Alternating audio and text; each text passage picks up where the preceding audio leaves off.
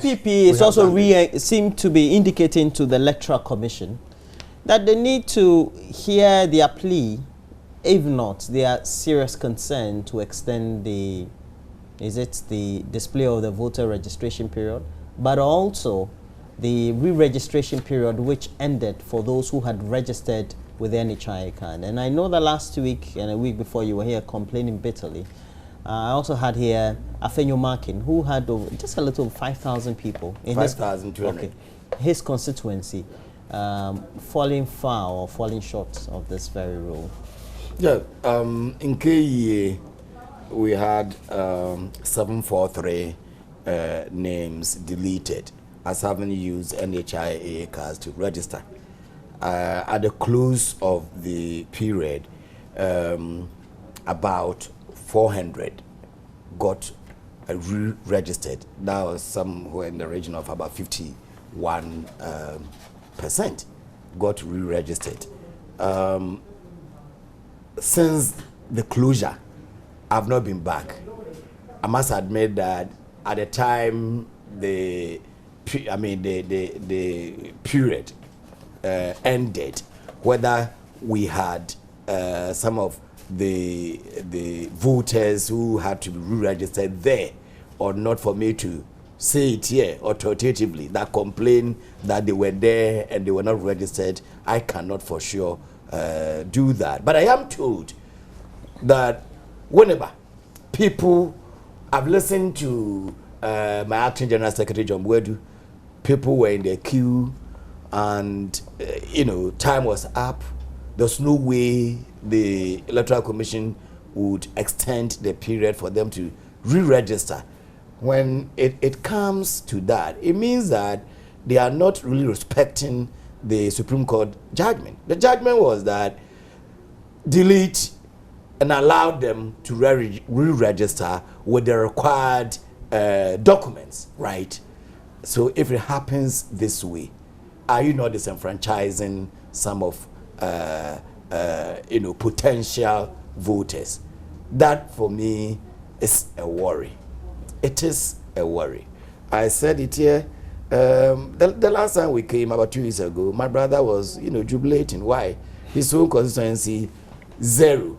Nobody used NHIS to register at that time, although it was legal at that time. None in his constituency. So he had cause to jubilate. You understand? But I think that the whole program was badly executed. There was a judgment, which I fully support. You've deleted names. And I always cite this an example. Abrimesiam in my constituency, total voter population of less than 1,000, 227 removed. What do? You go there with a machine and then get them re-registered. That should have been the case. At the time that they did register, it was legal. It was true, no fault of yours. This, you delete and you don't go back. I mean, it becomes a problem. But all said and done, they are the referees, and our prayer is that they become or they continue to be genuine referees, fair referees, so that at the end of the day we shall have a credible and peaceful election. Do I seem to get it that you think they are not being fair or they've not been fair in the process? That is a perception for now. And they need to change it, you say? They need to change it. But it's not fair to anybody, is it? Yeah. All political parties. When we've had, for example, a constituency, 5,200 people who have had their names deleted, supposed to have been given the opportunity. The opportunity, of course, was given. 10 days opportunity. Well, and not all of them registered. Thank you very much. Even the limited registration, that way, not everybody got registered. But that's not a justification. That's not a justification. EC has a timetable. It has come out. It wants to do this in 10 days. It didn't affect only MPP. It affected NDC. But we're not being political about it. No, but you see that they are making more noise. You see, the noise they were making, encouraging Abu Ramadan to ensure that the names were deleted and advertising it. And when the Supreme Court declared, they jubilated. They should use that effort to advertise for people who have been names have been deleted to go and register. Yes, yes. You see? Yes. But this time, but honorable. Let me just a minute. Opportunity must be given to those whose names have been deleted. You go to whenever they register max 150 a day. They are 5,000 over 10 days. We'll come and talk about the nitty-gritties of the exercise in itself. You see? You are saying they should have used the same energy. You see, everybody face challenges. And last week I indicated it. My colleagues from Volta region, they're facing the same challenges. It is not going on air making noise. They are investing that to ensure that they get the people to go and register. Very, very important, because it was 10 days. And you have to ensure that within the 10 days, you get as many people as possible that you know, and make sure it reaches people to go and register. But asking of extension, it is within the jurisdiction of the EC, taking into consideration the timetable given. But if it feels that it will extend based on the whatever decision. But Mr. Adams Mutawakilu, if a situation is not fair, it is something that is physical. Everybody will say it's what not is something. not fair? Oh, a 10-day period has been given. Meanwhile, you have a number of people in a certain constituency who have been affected by a certain type of exercise. An opportunity has been given for them to be enrolled into the register. Yes. But they've not been captured adequately. Let's say 10 days. Yes. 5,000. Yes. Every day 50, 50, 50, 10 days registered. 5,000, 10 days will they register? 500. 500 a day. Yes, So but they do 150 a day. That's the point I was raising. They do 150 a day. No, they can do more. But they were not doing more. No, let me tell you, a date has been given, we were made known of it. It is your responsibility to ensure that you get as many people as possible to register. There's no any registration we have done in this country where everybody who wishes to register have been registered.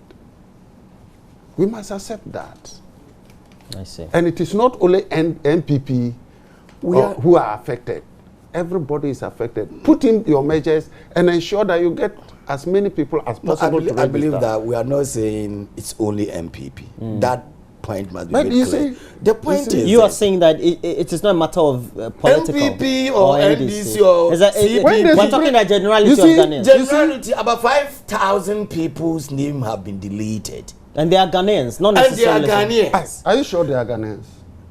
Do you believe they are Ghanaians? Don't you believe that they are Ghanaians? Mr. Adams, I don't know. what are you saying? Why you believe they are foreigners? So they are foreigners part of it. That is the point. That is the basis of it. The basis of it is that it's likely most of them are foreigners. And you know their motive? Their motive was that Bawumia came with 90% of some people coming from there.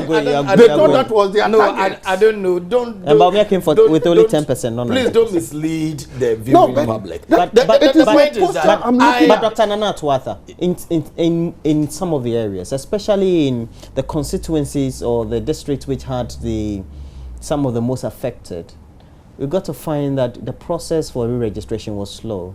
Is this something that you also monitored? That is a point that I'm raising. I was in my EC office in Elmina. That's the district or the municipal municipal assembly. In fact, the office is situated at the municipal office. Premises. The premises. That is where we have the EC office. I was there myself. But the third day, for about 3 good hours, they said their machines, the network was down. People were sitting there, waiting for the network to be activated, for them to get registered. How many were they able to do on that day? In fact, I must admit, they stayed till quite late before they were able to. On the last day? No, that was the third day. Okay. That when you were there. The third day. So they had to stay late into the night? I mean, it's about after 6 thereabout, for them to be able to clear all those who were there at that time. If people have queued, they've traveled from various communities to come to Elmina, the municipal capital, where EC office is, and the office, the facilities are not just able to capture who they need to capture, what would they do? And so these things that we're saying, they're genuine. They are real issues. They're genuine concerns. We should, I mean... Do you think that the Electoral Commission will listen to you? No. They said they won't listen. Okay. I mean... But it's curious, though. My next question may be quite sheepish or very stupid. But if the complainants, okay, the petitioners, Abu Ramadan and co., were looking for a bigger number, it means we would have had trouble on our hands. You're right. A lot of people would have been disenfranchised. And I can also tell you... That would have been very much unfair, don't you think? No, I can tell you that the EC itself didn't have the number, didn't have the data. Oh, didn't have the data. What is the data they have? Aren't you the one who came here and said most of the names that were deleted were from strongholds? Yeah, of I'm MPP saying that they in the didn't have the various data in the sense that we have a because if they didn't have the central... data, how did they do the supposed or alleged deletion that you were No, you see, every EC office throughout Ghana, in the 275 constituencies, all the registrations that they did, they all forwarded to Accra, isn't it? Their headquarters. So if they have the data, a central data point, when the judgment came from Supreme Court, they wouldn't have gone back to various assemblies. They now, displaying all the Form 1, forms, now to go back. They didn't have the data. They didn't have it. And these are the issues that came that some places like his place, nobody registered with NHIS. But it's a very interesting point he made. First of all, in course, I'm not a lawyer, but I know primary data is very, very important. Which is the basic? The basic. Okay. It's very, very important. Because in research, you say primary, basic. Yeah. Okay. But this is what we feel. This is what we have for you. Primary data. It's very, very important than you go and generate names and give it. And then they ask. So primary data was not in display here and they came with a figure. That is what. No, they gave the data to them to go and check. It's not that they just came with a list and a figure. No. The primary data was there. And if you brought only names, they will ask for primary data so that they can verify which was done. So saying that it wasn't, it's not true. Two, he indicated that they had a problem with the machine. He said it. And as a result, the EC staff had to work over the period. That tells you beyond the period. That it tells you the flexibility of EC to ensure that once you are in the queue, they will not follow the normal time. Are you a PRO for the Electoral Commission? No, I'm just trying to put in certain things. This is a fact. Okay. Even during voting day, once the queue, you are in the queue, they will take their time to ensure that everybody votes. They will say because it's 5 o'clock, after 5 it ends. So that tells you the flexibility. And therefore, if people went out and queued, I know EC would have done everything possible to capture them. But we must be very frank that it's not everybody who will be captured under this. Maybe some of them who didn't capture were not Ghanaians and didn't want to show up. The Daily Dispatch is even saying that, yesterday on their paper, they said close to about 31,000 people hadn't been captured. But that's not a very fair thing. Now, for example, if even the petitioners were even calling for a bigger number to be deleted, that means a lot of people would have been disenfranchised. Let me tell you, they have a reason for that. What reason is that? If you have out of 14,000, how about 4 million votes? Out of what? About 14 million voters. You have about 4 million being NHIS card holders. It goes to the extent to tell you that the register is not good to be used for the election, and therefore, therefore the need for a new register. If you look at the trajectory, you can foresee what the end results. So when the figures came out, it was 56,000. That is why they challenge that it is more, it's about 4 million. And with the wisdom of the Chief Justice, he said, Elections is a shared responsibility. If you dispute the figures, go and bring your figures. And that is where the case ended.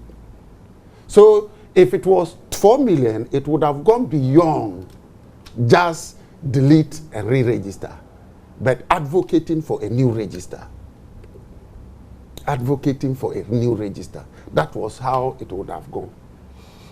Is it granted without admitting that all those who registered in NHIS were even the 56,000? It isn't a number that we should joke with, that, oh, this is infinitesimal, so forget about that. No. In this nation, Ghana, the year 2008 elections, Podamos won the second round with less than 23,000 votes. Is 23,000 not less than 56,000? Do you joke with any? Even one is important. So for me, we shouldn't talk about, so do you think that perhaps for all the things that we talk about in the conspiracy theories, the Electoral Commission may be doing this to make sure the MPP loses the election? If we are to get there, I'll be bold to, say it as you've said it. But for us, no, it's a question. I didn't say. No, it's not a statement of fact from me. It's a question. I agree with you. We are watching the EC. We are watching the EC. A number of the things that they are doing, we are not too comfortable with it. But yet, we still have confidence in our EC. Okay. We should have confidence in them. Since the two of you are members of the Mines and Energy Committee, let me just run this by you. Energy Policy Think Tank, the African Center for Energy Policy. Do you know them? You've been hearing? Very well. Okay. They've raised concerns about project costs and tariffs and generation costs regarding a 400 megawatt thermal plant contract valued at $953.4 million. We know the agreement is before Parliament. You are the Vice Chair of the committee. Is it before your committee? Yes. Okay. They are raising concerns. They feel that the ministry needs to come again with this. Thank you very much. And so far, we've met 3 times, and as a result, on this very subject. Yes, I can comment. But today is the final meeting. And as a member of the Select Committee, as what I have read, what they have told me, and what we'll be doing today will enable me to take a final decision. But what ASAP wrote, immediately it was written, I was sent a copy, I know, and I read it and put it on our platform. We have a committee platform. So I forwarded it to my platform for everybody to have a look at. And it is a 5-page comment, and they only picked the last portion that talks about review, but the outline, and they stated categorically, comparatively, this deal seems to be better than most of other deals. But let me now come to what I have, and maybe today we'll be able to take it. So I'm not making any concrete, any emphatic statement. Okay. One, this is a project that is using what we call PCOA, Put Call Option Agreement. Originally, government used to give what we call Government Concern and Support GCSA Agreement. And that means that it is a sovereign guarantee and therefore treated as what we call contingent liability and therefore as a debt in terms of default. Yes. The government will pay. Because of the sovereign guarantee. Yes. Now the government has realized that, okay, I have to reduce my risk. So that is why now they call for PCOA, Put Call Option Agreement. Said that the government will now enter the entity to go and look for a lender to do it. So the initial cost was 647 million to generate 344. Without taking into consideration the nature of the fuel, whether dual or single, the efficiency of the plant. The efficiency means the usage of the fuel and the heat that it generates. So the initial one, the efficiency was about 38%. So government realized that why don't we have a combined? So let's have a more efficient plant. And that is why a combined cycle, dual fuel, it takes LPG and natural gas to 2, the efficiency level is 51%. 3, they will construct what we call the infrastructure component for the LPG. And as a result, we have this 953. But the most question, and which will be clarifying from them, because they gave what we call the maximum liability cap in case of default or in the negotiation of the tariff. What do you use? And they cap it at 654 million. That is why, so that in case of any liability, government is entitled, they will be within 65, not 953. And it is very important. And that is why the basis for calculating the tariff is based on it. All other things being equal, with a high cost, we should have had a very high tariff. 12.4 cents per kilowatt hour is one of the lowest. When you take all the generative power, be it Senate, be it car power, this one is a little bit. Ameri has a different arrangement. 14 first for 4 years, 5 years, and 10 for 15 years. So because of that, if you do the tariff, it's about 10.5. So in all, we're looking at the cost, what is government liability on it, and the tariffs. But ASEP themselves admitted this agreement has relieved government of any breach of contract, liability on a breach of contract.